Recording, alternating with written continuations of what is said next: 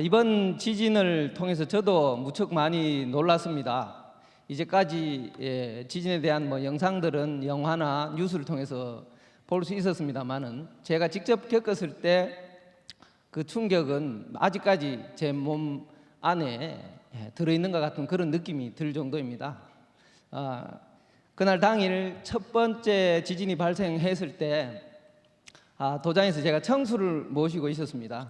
그래서 이제 신단에 있는 청수 그릇을 내리려고 하는 순간에 갑자기 엄청난 이제 진동이 오기 시작했는데요.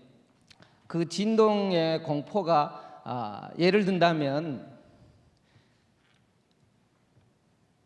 비탈길에서 버스가 미끄러져 내려가고 있는데 운전자는 없고 제 혼자 버스에 있는 것 같은 그런 진동과 충격이 몸으로 전달되는데, 신단은 유리이기 때문에 거기에 있는 청수 그릇이나 촛대가 진동을 하고 우리 또 전기초가 좌우로 흔들리면서 넘어지려고 하고, 저 또한 이제 몸이 흔들리기 때문에 제가 살면서 그 한 20초에서 30초의 시간이었습니다만 그렇게 길게 느껴진 것은 처음인 것 같습니다.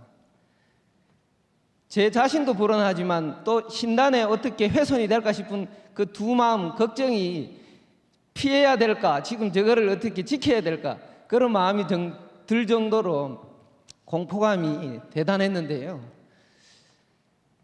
이대로 조금만 더 가면 마치 건물이 폭파될 것 같다, 이런 공포까지 들었습니다.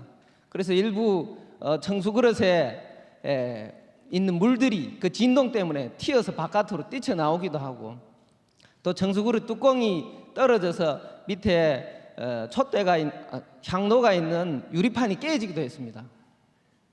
그래서 많은 놀라움을 딛고 이제 그걸 수습하고, 그 다음에 이제 우리 성도님들 혹시 어려움이 있을까 싶어서 전화를 해서 집안에 그런 문제가 있는지 점검하고 다른 책임자들과 다시 이제 공유를 하고 있는데, 다시 이제 2차 지진이 일어났습니다. 그 시간이 경주 노소도장에 이제 저녁 수행을 할 시간이었습니다. 그래서 저녁 수행을 하고 있다가 전화가 와서 제가 이제 전화를 받으러 도무실에 잠깐 가 있는 사이에 다시 이제 2차 지진이 발생했는데요. 2차 지진은 앞에보다 더 강력한 그런 굉음과 그 다음에 흔들림이 느껴졌는데요. 그 순간 너무 그 진동이 강력해서 성전 뒤쪽에 있는 통유리에 있는 유리가 빠지면서 파손이 일어났습니다. 그래서 안에서 주문을 읽고 있던 우리 성도님들은 그 지진의 충격도 놀랍지만은 또 유리창이 깨지면서 파편들이 튀기고 하는 그런 모습에 충격에 놀라가지고 자기도 모르게 주문을 엄청나게 빠르게 읽으면서 목소리가 커지는 걸 느꼈습니다. 제가 달려갔을 때는 우리 한 분 성도님께서는 너무 놀라서 두 손으로 귀를 막고 막 주문을 읽고 있는데, 제가 영화에서 이렇게 포탄이 터졌을 때 그 놀라는 사람들의 모습이 그게 연상될 정도로 정말 제 자신도 제 마음을 추스리기 어려울 정도로 큰 충격이 왔습니다.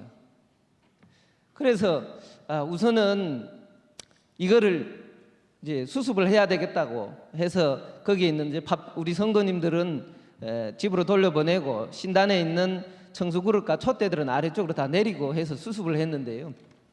우리 도장에 이제 한 분 성도님께서는 또 그 당시 밖에서 자기 살고 있는 아파트 밖에서 있었는데, 그분은 또 바깥에서 건물이 흔들리는 그 충격을 본 내용을 저에게 전해주셨는데요.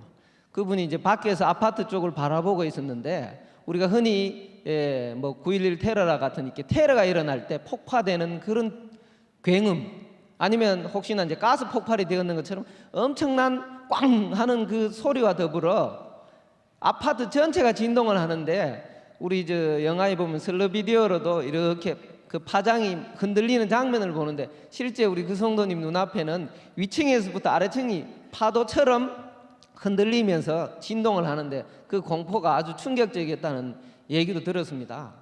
경주 지역에 어린아이를 키우는 주부들의 모임이 있습니다. 한 300명 정도 되는 그 모임인데요. 거기 계신 분들이 그 지진을 겪으면서 자기가 체험한 바를 이렇게 얘기 나누는 장면이 나오는데요. 그것을 잠깐 한번 읽어보면요, 그분들이 얼마나 큰 공포를 느끼고 있는가를 알 수가 있습니다. 특히 경주에는 단순히 지진 때문에 공포뿐 아니라 원자력 발전소가 있고 핵 폐기물이 저장되어 있는 저장소가 있습니다. 그래서 만약에 지진이 강진이 온다고 하면 다 죽을 수 있다는 그 공포가 더더욱 커서 사실은 지진이 일어났을 때 바깥으로 공원이나 학교로 피신한 분도 있지만 차를 타고 멀리 도망가려고 하신 분들도 실제 많았기 때문에 도로가 정체되어서 나와서 거의 움직이지도 못하는 그런 일시적인 현상도 있었습니다. 그분들이 느꼈던 그 말씀을 한번 제가 글로나마 한번 읽어보겠습니다. 경주에 진도 8의 지진이 오면 경주는 물론 부산, 울산까지 위험하지 않나요? 원전 때문에. 아, 맞네요. 미친다 진짜. 울고 싶네요. 시한부 인생 같아요. 죽을 날을 기다리는 사람 마냥 하늘이 우리를 이렇게 뜬금없이 우리를 다 죽일까요? 진짜 시한부 인생 같아요. 태어난 아기들은 무슨 죄인가요?